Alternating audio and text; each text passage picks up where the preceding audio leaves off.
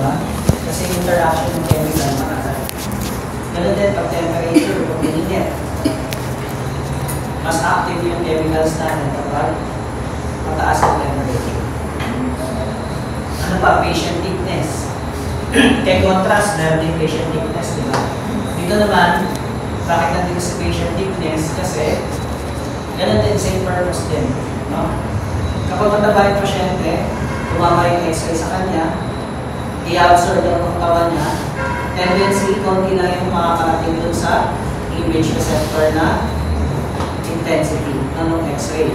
Kasi nga na-absorb na, dumaan sa katawan, na-absorb, konti na lang yung dumaan.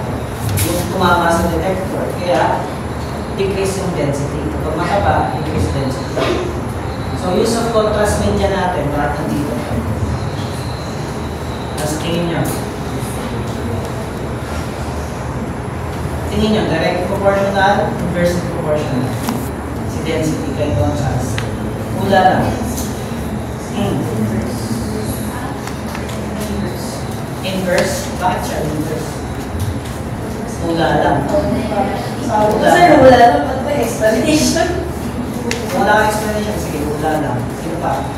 May explanation. Inverse, sir, kasi, like you said, the key factor na nag-affect sa explain.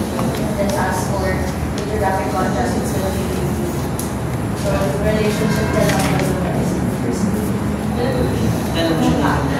Pero dito kasi it's all about the density ng overall blackness ng radiograph natin. For example, di ba? Nag-x-ray tayo ng abdomen. So wala namang umiilaw sa abdomen natin, di ba? Unless kapag naman tayong contrast. Di ba? So mainilong siyang contrast, umilaw na yung tiyan. So nabawasan yung density. Diba? Hindi na madilim, lumiwanag. So yun yung graph natin, baka siya nakaka-cover. No, bakit siya inversely proportional. So nagay na ng contrast, bago by density, kasi umilaw. Nabawasan yung blackness na pala natin yung umilaw. SID naman, tanong nyo, source to image distance. Siyempre, kapag ito, for example, naging x-ray natin, nandun sa kapila yung detector, ganito kalayo. Tapos nilapit mo ng gano'n. Siyempre, mag-increase yung density kasi nilapit natin yung tubo di ba? For example, yung sa ilaw. Di ba, kunyari sa flashlight. Pag malayo yung flashlight nyo, sabog yung ilaw, di ba? Hindi nakakarating yung maayos. Pag nalilikit yung gano'n, mas nakakarating siya dun sa detector. Gano'n din yung x-ray. So, anong relationship nila?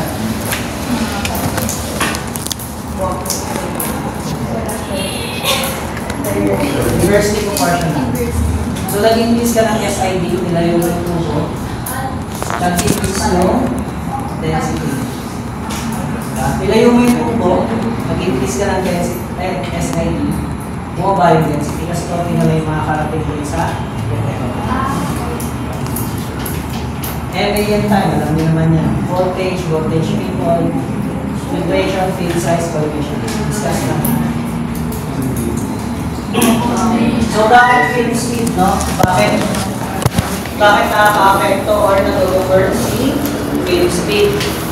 So, faster film have larger silver halide crystal.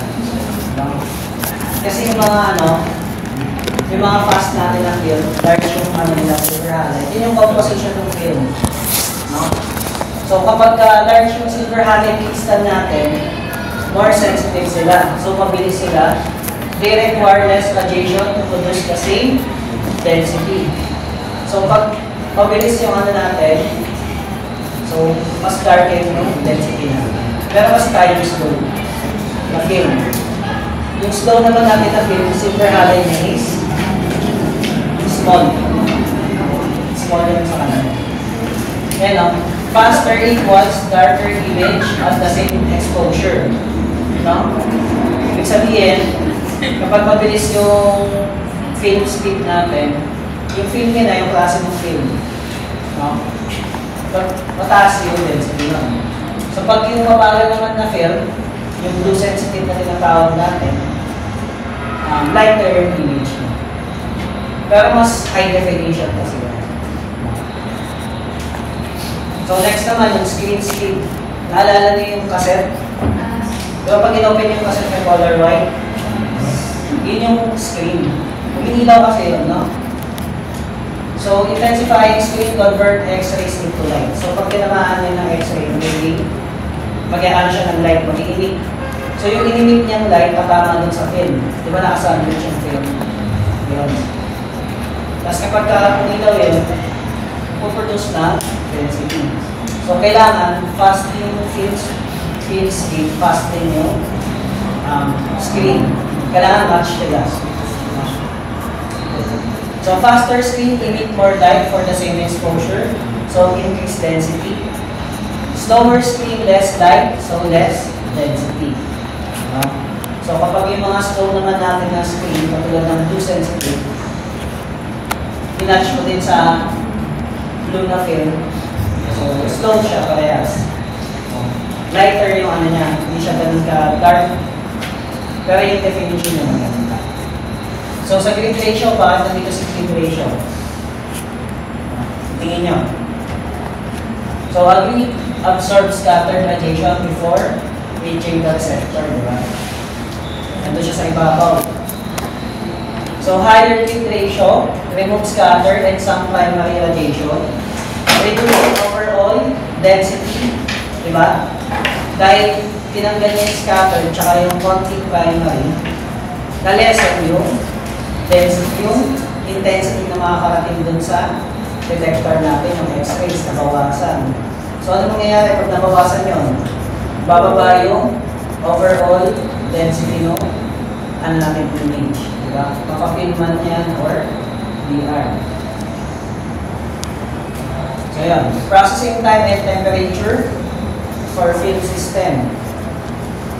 So, alam naman natin, development time and temperature control much of the exposed silver halide is reduced to black metallic silver. Ano nangyayari kasi dito, kapag sinasawsaw natin yung film, nakakonvert dun yung silver halide into black metallic silver. Kaya nagiging black yung ano natin, X-ray, di ba? Kasi pagka hindi pa nabababad, hindi pa siya color black. So kapag nasawsaw natin yun, nagiging black siya. Kaya kapag natagalan natin yung pagsawsaw doon, anong tendency? Susunog, di ba magiging over?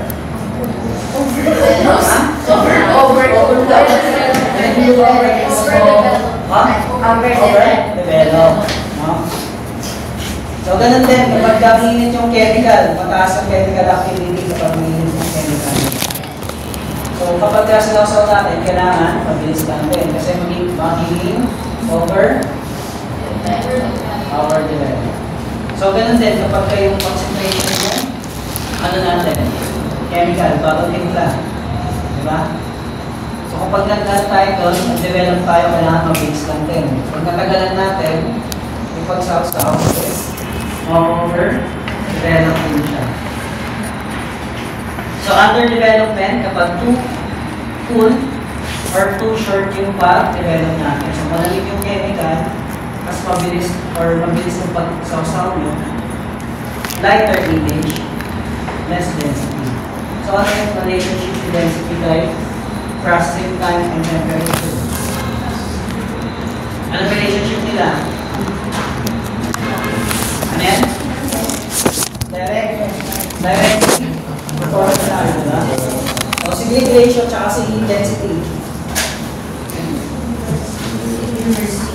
Inverse na bakit?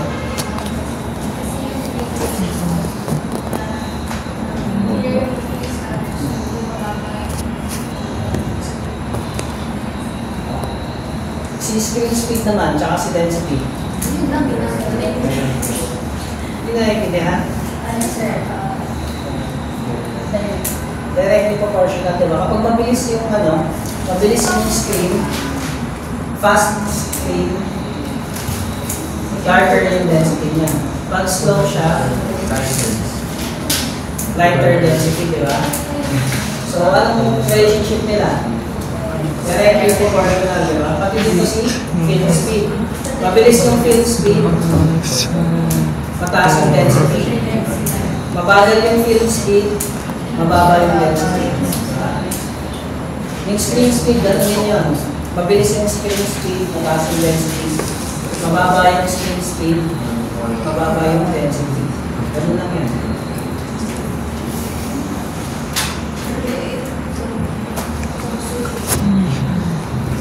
So, anong kinayabahan niya may contrast? Wala siyang kinalaman kay contrast. Si density. Hindi siya kinalaman.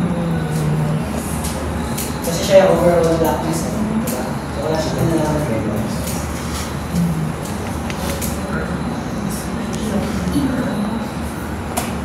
Pero nakaka-apekto siya kay contrast.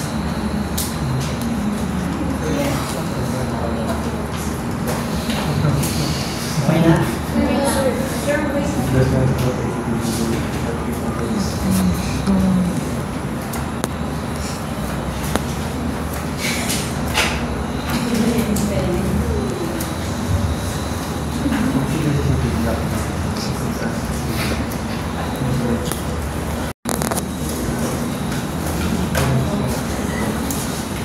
Okay na? Sino nalilito? Bakit?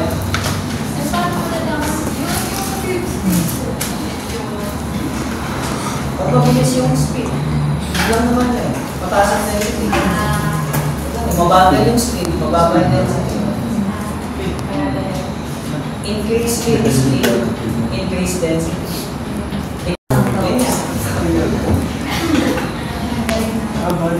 Increase speed, increase density.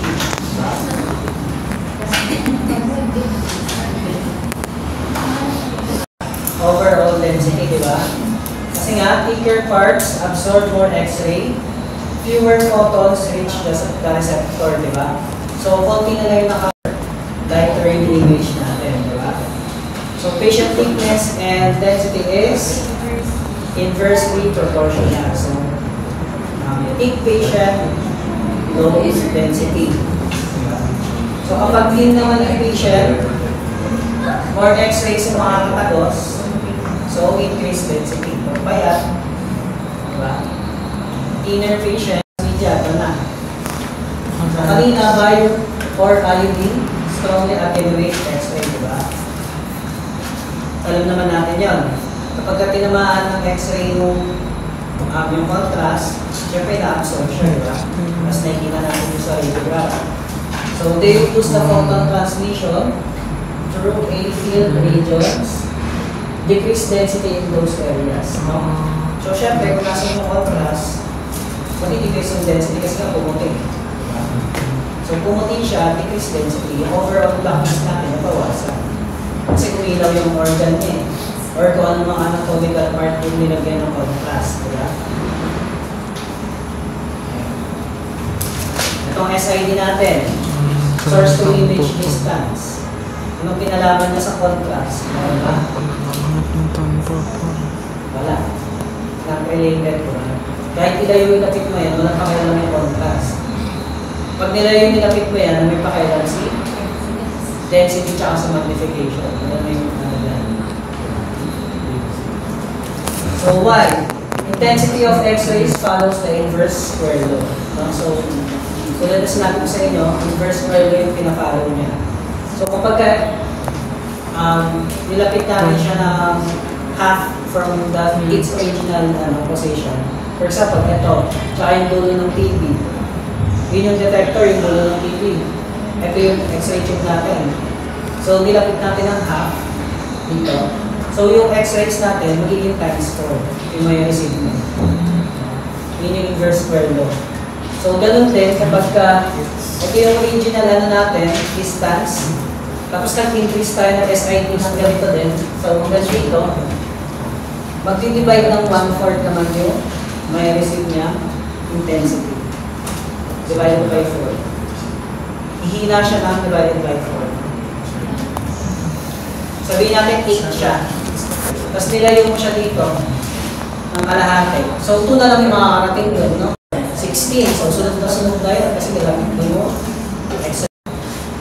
X-ray beam spreads lower intensity at the receptor. Bababa yung density kasi nga nilayo mo yung X-ray tube. Diba? So, yung density bababa. So, decreasing SID, ibig sabihin, nilapit mo yung X-ray tube. Higher beam intensity, higher density. So, anong relationship niya? Inverse, di ba? So, in-increase mo, nag-decrease yung density, nag-decrease ka ng SID, nag-increase yung density. So, inversely proportional. So, isipin niyo lang yung flashlight. Diba?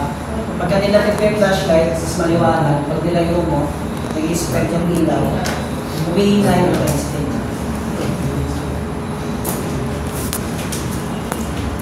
Next.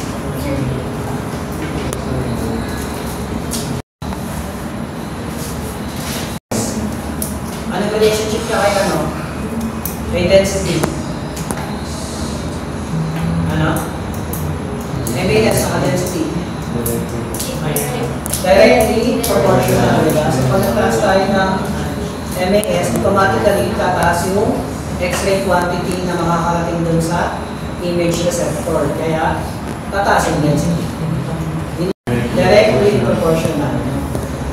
So yung time naman, same lang din yan kay RA.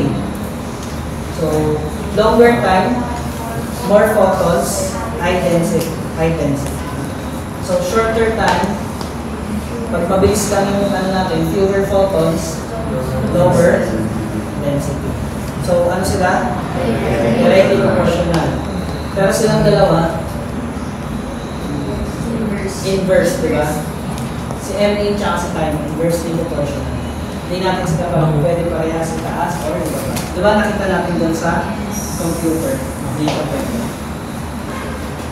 Kung mapapansin nyo dito, gumamit ng 2MAS, underexposed, di ba? Kasi nga yung nakarating dito na MAS, inabsorb lang naman sa detector mo.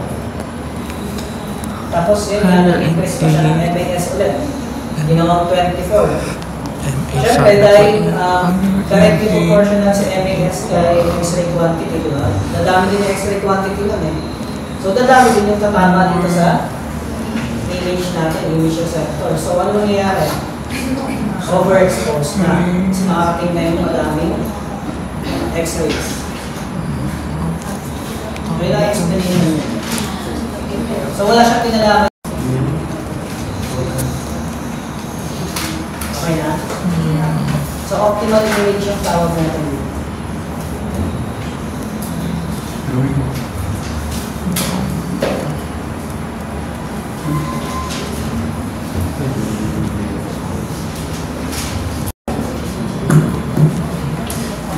Time exposure duration. Energy, but also increases the quantity due to higher efficiency. So, i-increase lang yung efficiency. Kaya nga, nakaka-influence siya dun sa density. Ano lang siya, influencing. Pero hindi niya direktang na-apektuhan.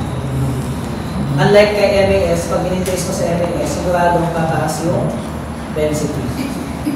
So, higher PEP, more penetration, more photons reach the receptor, mataas ang density. KVP natin, less penetration, mas inabsorb, mababa yung density. O ano example nga ito?